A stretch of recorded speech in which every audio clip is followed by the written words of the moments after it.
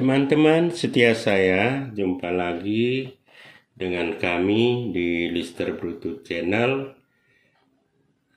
Video kali ini kita masih tetap membahas tentang peribahasa Bapak yang juga terkait dengan kegiatan sehari-hari. Untuk tidak berlama-lama, mari kita mulai pembacaannya dan artinya. Pertama,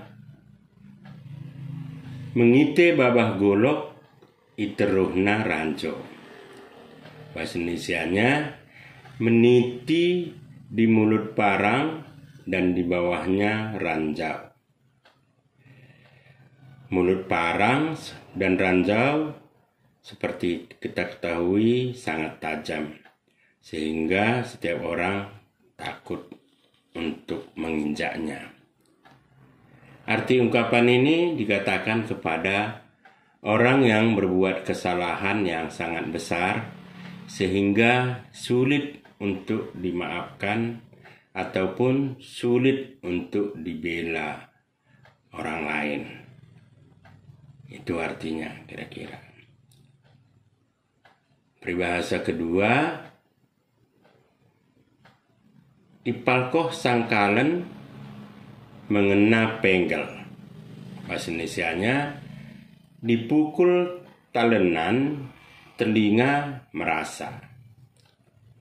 Sangkalen adalah alat atau landasan untuk memotong atau mencincang atau mengiris sesuatu.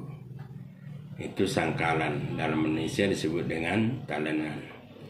Arti ungkapan ini adalah supaya kita selalu menuruti uas-uas dan tanggap terhadap nasihat yang berguna yang diberikan oleh orang yang berpengalaman, seperti orang tua kita, tokoh adat, kakak-kakak kita, dan pimpinan suatu desa. Itu kira-kira artinya. Selanjutnya, yang ketiga, lebih ideger asan tabuh. Bahasa Indonesianya, setelah digoyang baru jatuh.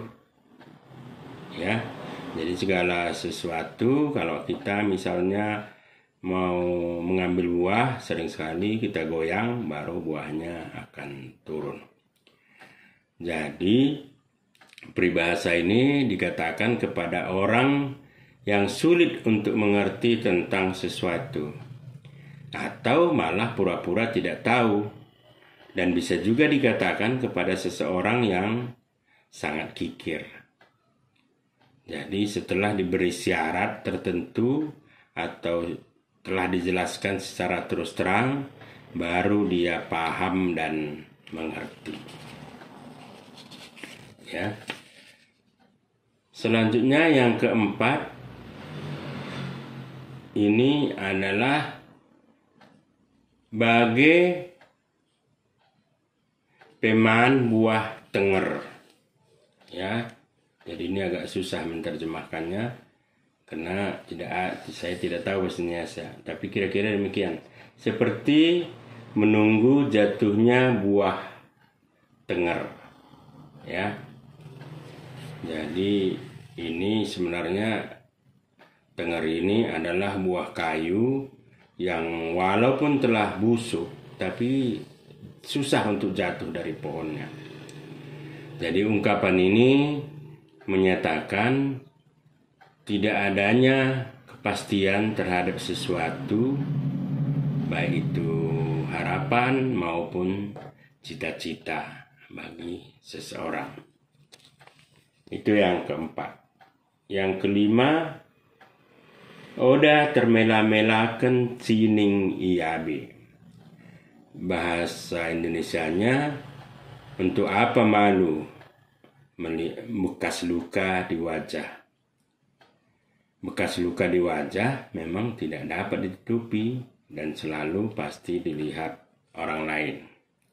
Jadi arti ungkapan ini atau maknanya, kita harus mengatakan hal yang sebenarnya tentang segala sesuatu, atau kita harus mengakui siapa diri kita yang sebenarnya, karena orang lain akan mengetahuinya juga kelak, sehingga rasa malu semakin besar.